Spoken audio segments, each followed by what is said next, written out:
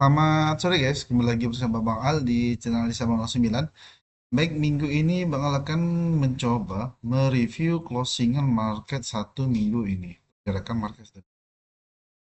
Nah, di sini kalian bisa lihat, kita kembali ke IHSG. Kalian bisa lihat pada minggu ini lumayan pergerakan market ini sangat volatile guys. Ini 3 hari dia sell lumayan, walaupun rata-rata masih di bawah garis EMA 20-nya. Dan foreign terakhir ada di sebentar. Ini lumayan keluar besar juga nih dari hari Minggu kemarin, dari tanggal 10. Dari tanggal 10 kemarin 70 minus 70,7 T, sedangkan akhir minggu ini kembali keluar asing minus 7,75 T. Dan berakhir rebound atau berhasil break di area 66 63 66 nih. Itu ya escape pekan minggu ini.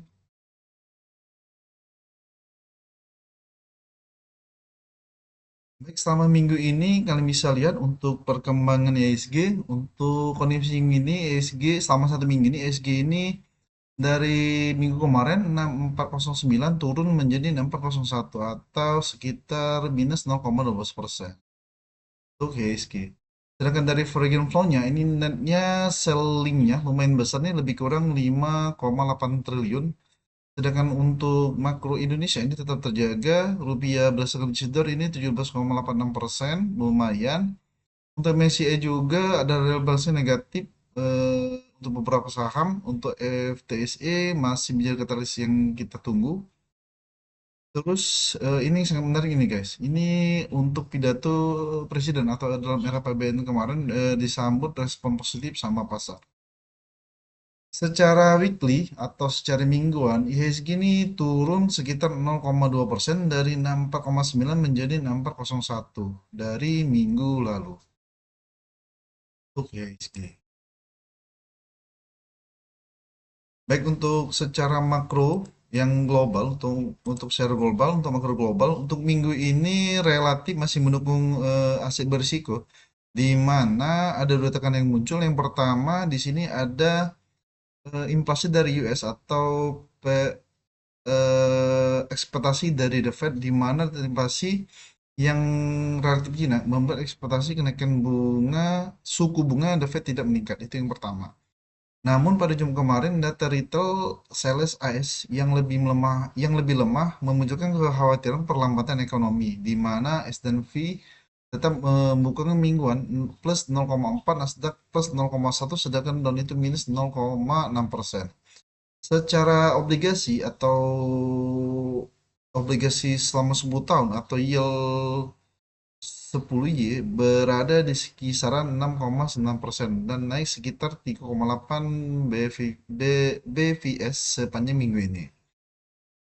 Jika yield naik, tekanan terhadap emerging market dapat meningkat. Nah, itu dari global. Lanjut ke oil. Oil di sini naik sekitar 5,95% dalam satu minggu menjadi 88,52 US dollar per barel. Yang menjadi perhatian di sini positif untuk sektor energi, tetapi menekan risiko untuk inflasi. Benar, utang juga semakin melebar. Untuk dolar atau DX di sini turun sekitar minggu ini menjadi 99,67 dolar atau turun sekitar 0,3% pada hari Jumat kemarin. Untuk secara global, untuk makro global ini belum menjadi penghambat utama IHSG, tetapi dengan oil dan obligasi 10 tahun US ini mulai menjadi risiko yang harus dipantau. Sedangkan untuk mikro global juga di sini untuk Wall Street masih kuat secara weekly. Untuk S&P-nya plus 0,4%, Nasdaq-nya plus 0,1%, sedangkan Russell-nya plus 1,1%. Hanya Dow Jones yang turun 0,6%. S&P juga mencatatkan minggu ketiga berturut-turut menguat. Nah, ini secara global equity masih relatif kuat, tetapi kenaikan mulai menghadapi kombinasi untuk oil tinggi plus yield tinggi, di mana kekhawatiran konsumen itu menurun atau slowdown. Dan juga ini juga berarti support global masih ada. Untuk ESG berarti support global masih ada, tetapi tidak sekuat apabila yield dan oil sama-sama menurun. Sedangkan dari makro Indonesia, di sini dapat kita lihat yang tetap kita prioritaskan di sini secara GDP, pertumbuhan ekonomi Indonesia Q2 2026 sebesar 5,29% secara year on year, di mana ini disambut positif karena di luar ekspektasi dari analis, ini masih menjadi pondasi positif untuk ekonomi domestik. Untuk inflasi juga sekitar 2, untuk inflasi bulan Juli ini 2,88% secara year on year, dan dan di bulan Juli juga dicatatkan deflasi sebesar 0,4% untuk month of the month.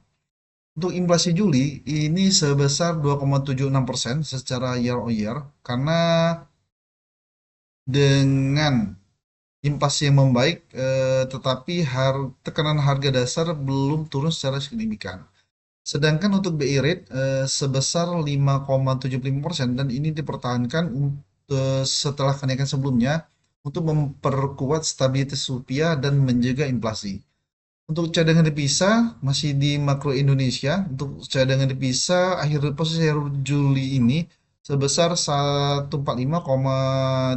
miliar dolar. Ini relatif stabil pada akhir bulan Juni, di mana hanya 0 minus 0, sekian miliar dolar, di mana setara 5,6 impor menurut BI. Oke, secara makro Indonesia ini masih relatif terjaga, tetapi yang perlu diperhatikan adalah core inflasi atau inflasi inti rupiah dan foreign flow. Dari segi makro, dari segi mikro Indonesia, pergerakan IHSG minggu ini kalian bisa lihat dari hari Senin itu minus 0,69%, sedangkan hari Selasa juga minus 1,53%, hari Rabu naik plus 6,9%, Kamis turun lagi 1,13%, sedangkan hari Jumat itu ditutup plus jadi 1,56%. Di mana pola ini minggu ini tekanan rebound. Oke, untuk MSCI sama, untuk MSCI mungkin kalian juga baca, untuk MSCI minggu ini menjadi katalis terbesar yang negatif, di mana hasil review yang keluar bahwa saham GoTo itu keluar dari global global standar, di mana Cipin juga turun dari small cap dari global. Tidak ada penambahan saham Indonesia ke global standar, sedangkan Indonesia tetap di emerging market. MSCI sendiri masih belum sebelumnya masih memberi sinyal bahwa tidak ada inklusi baru untuk saham Indonesia dalam review ini. Dampaknya ya sentimen negatif pada hari Kamis kemarin, potensi perubahan fase flow, sama ini untuk fundamental emiten otomatis berubah. Sedangkan dari FTSE tetap menjadi katalisi berikutnya yang kita pantau, di mana ini pasar masih menunggu perkembangan review dari FTSE terkait Indonesia. Ini sangat penting kan, di mana hasil dari FTSE ini bisa berpotensi foreign ini masuk dengan ISG atau big cap ya, seperti biasa. Baik, untuk sentimen kita minggu ini mungkin sama-sama kita lihat tanggal 14 kemarin, hari Jumat kemarin, pidato Presiden dan RAPBN 2007, di mana ini ada market moving event yang paling penting hari Jumat, di mana Presiden Prabowo menyampaikan RAPBN 2007 dengan target pertumbuhan 6%, untuk defisit sekitar 2,4% PDB, belanja negara sekitar 4.000 triliun, untuk pendapatan negara 3,4 triliun, target inflasi untuk tahun 2027 sebesar 2,5%, untuk asumsi rupiah sebesar 17.500 US dollar, untuk yield SBN yang 10 tahun itu 6,9%. Dan juga pemerintah juga mendorong pembentukan bursa komoditas strategis dengan target mulai beroperasi 1 Januari 2027. Tapi kalau nggak salah ini dimulai tanggal 17, awal-awal tanggal 17 September nanti. Ini kemungkinan minggu depan kemungkinan market akan mulai bullish. Dan penting, dan ini direspon sama pasar positif sama pasar, dibuktikan bahwa pada penutupan hari Jumat kemarin IHSG naik 1,56% setelah tekanan hari Kamis. Nah, ini lumayan besar, lumayan bagus nih. Baik, untuk sektor saham yang kuat minggu ini ada YPAS, Ekat, Setar, Agar, CSMI. Ini rata-rata saham kecil guys. Gia, IOF, IOTF, Tempo, FAS sama Selis. Ini lumayan. Untuk minggu ini data sesuai dengan top gainer dari B, bahwa catatan penting untuk YPAS itu sudah kenaikannya 90,48%. Nah, ini kenaikan yang sangat ekstrim dan ini biasanya ini bakal turun lebih parah.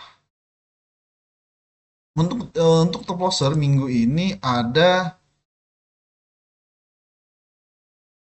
di sini ada Baik, Batch, Folk, NSS, Fox, IGBI, Kedaton, KDTN, Roda, SID sama NTBK. Yang paling ekstrim di sini adalah harga Baik dari 770 menjadi 390. Nah, ini kemungkinan Baik kemarin naik tinggi, turunnya juga tinggi atau tajam atau sangat dalam atau sebesar 49,35 minus 49,35% atau 5 hampir 50%.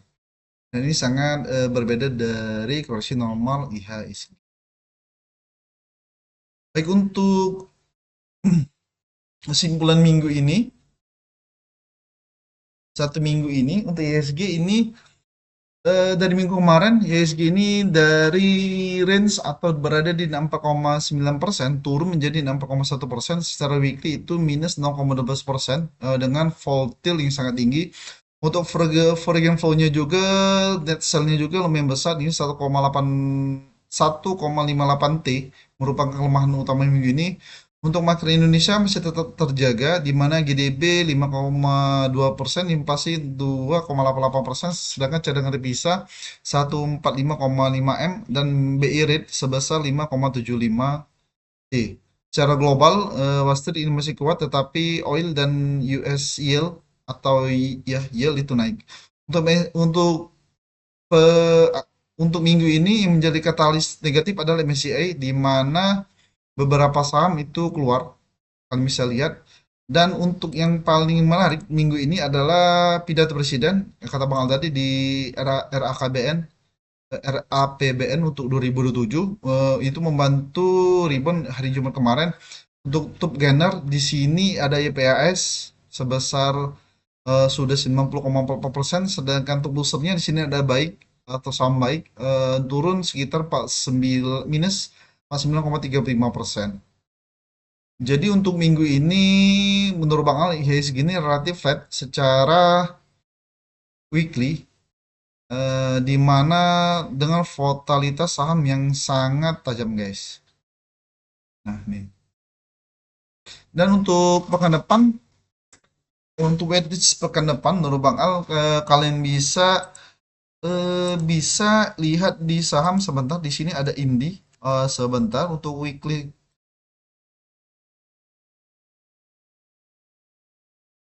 Untuk watchlist awal atau saham untuk minggu depan di sini sebentar Bang lihat dulu. Di sini ada saham Antam, ada Adi, Adi di sini.